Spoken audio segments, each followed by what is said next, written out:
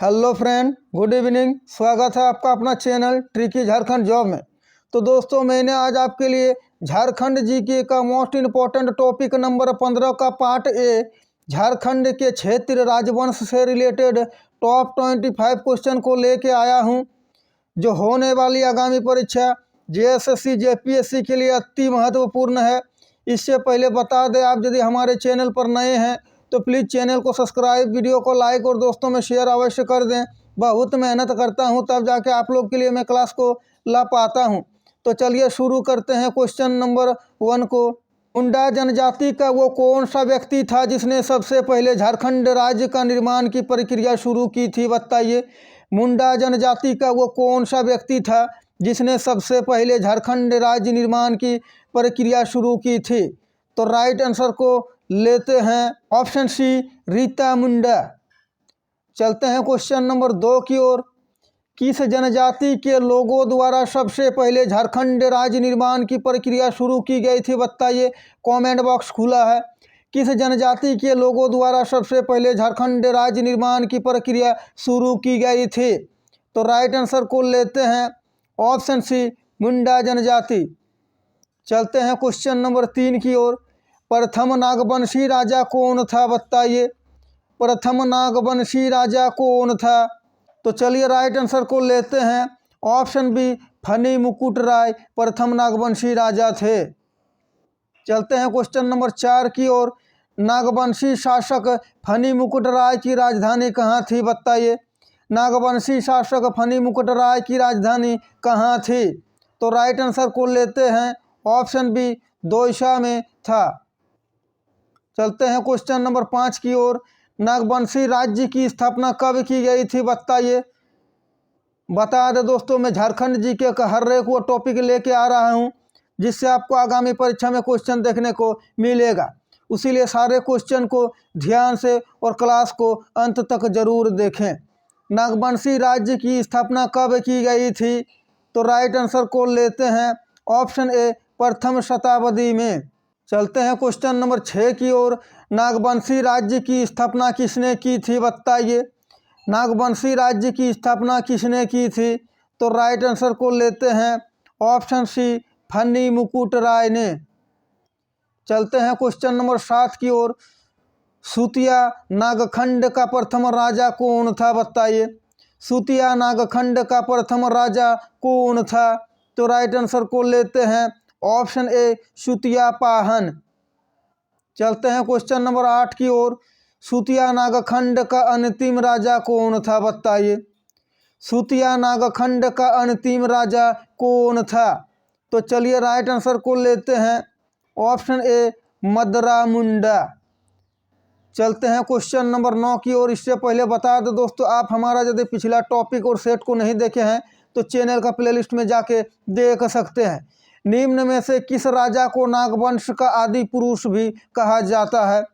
निम्न में से किस राजा को नागवंश का आदि पुरुष कहा जाता है? तो राइट आंसर को लेते हैं ऑप्शन ए, फनी मुकुट राय को नागवंश का आदि पुरुष भी कहा जाता है। चलते हैं क्वेश्चन नंबर 10 की ओर। इससे पहले बता दें दोस्तों, आप यदि हमारे चैनल पर नए हैं तो प्लीज़ चैनल को सब्सक्राइब, वीडियो को लाइक और दोस्तों में शेयर अवश्य कर दें और बेल आइकन को दबा लें ताकि हमारे क्लास का हर एक नोटिफिकेशन आप तक पहुंचे और आपको ज़्यादा से ज़्यादा फायदा हो। तो चलिए लेते हैं 10वां नंबर क्वेश्चन को। नागवंशी शासक फनी मुकुट राय की हत्या किसने की थी, बताइए। नागवंशी शासक फनी मुकुट राय की हत्या किसने की थी? तो राइट आंसर को लेते हैं ऑप्शन बी, बाघदेव सिंह ने।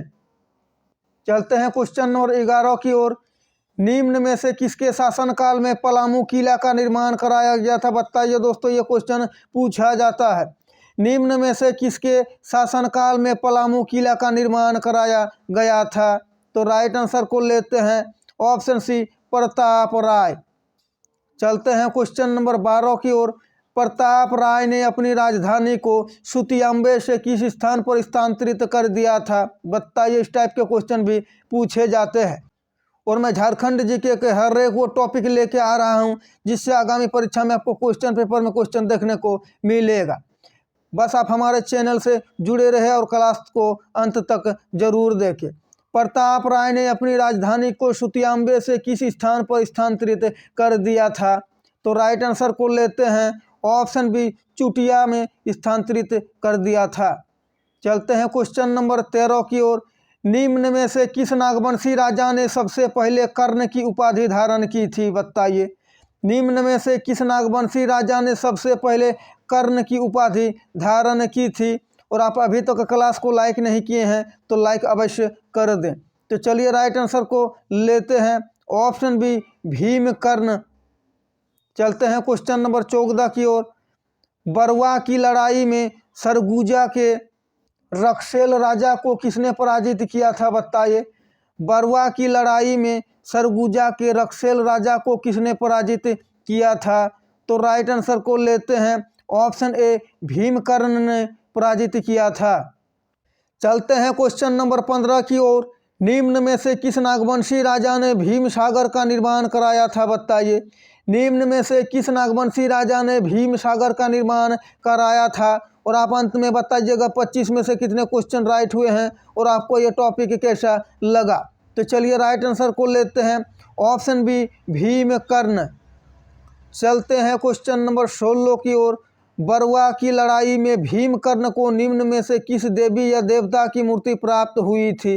बरवा की लड़ाई में भीमकर्ण को निम्न में से किस देवी या देवता की मूर्ति प्राप्त हुई थी? तो राइट आंसर को लेते हैं ऑप्शन सी, भगवान वासुदेव की मूर्ति प्राप्त हुई थी। चलते हैं क्वेश्चन नंबर 17 की ओर। निम्न में से किस नागवंशी शासक ने खुखरा को अपनी राजधानी बनाया था? निम्न में से किस नागवंशी शासक ने खुखरा को अपनी राजधानी बनाया था? तो राइट आंसर को लेते हैं ऑप्शन सी, भीमकर्ण ने खुखरा को अपनी राजधानी बनाया था। चलते हैं क्वेश्चन नंबर 18 की ओर। इनमें से कौन सा नागवंशी राजा लोदी वंश के समकालीन था? बताइए। इनमें से कौन सा नागवंशी राजा लोदी वंश के समकालीन था? तो चलिए राइट आंसर को लेते हैं ऑप्शन डी, उपयुक्त में से सभी, यानी प्रतापकर्ण, छत्रकर्ण और विराटकर्ण तीनों जो है लोदी वंश के समकालीन था। चलते हैं क्वेश्चन नंबर 19 की ओर। चैतन्य महाप्रभु ने झारखंड में निम्न में से किस मत का प्रसार किया था? चैतन्य महाप्रभु ने झारखंड में निम्न में से किस मत का प्रचार किया था? तो राइट आंसर को लेते हैं ऑप्शन ए, वैष्णव मत का प्रचार किया था। चलते हैं क्वेश्चन नंबर 20 की ओर। नागवंशी राजा छत्रकर्ण के शासनकाल में कोराम्बे में किस भगवान की मूर्ति स्थापित की गई थी? नागवंशी राजा छत्रकर्ण के शासनकाल में कोराम्बे में किस भगवान की मूर्ति स्थापित की गई थी? तो राइट आंसर को लेते हैं ऑप्शन बी, कृष्ण भगवान की। चलते हैं क्वेश्चन नंबर 21 की ओर। रामशाह निम्न में से किसके समकालीन था? बताइए। रामशाह निम्न में से किसके समकालीन था? तो राइट आंसर को लेते हैं ऑप्शन सी, बहादुर शाह प्रथम के समकालीन था रामशाह। चलते हैं क्वेश्चन नंबर 22 की ओर।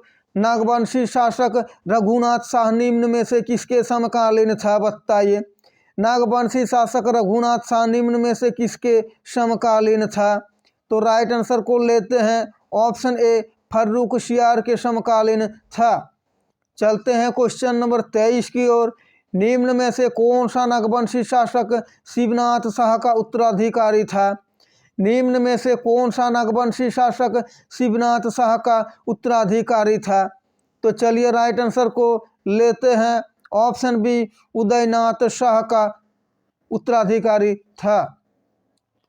चलते हैं क्वेश्चन नंबर 24 की ओर। इम्पोर्टेंट क्वेश्चन है। पेशवा बालाजी राव निम्न में से झारखंड के किस स्थान से होकर बंगाल गए थे? पेशवा बालाजी राव निम्न में से झारखंड के किस स्थान से होकर बंगाल गए थे? तो राइट आंसर को लेते हैं ऑप्शन सी, राजमहल से होकर बंगाल गए थे।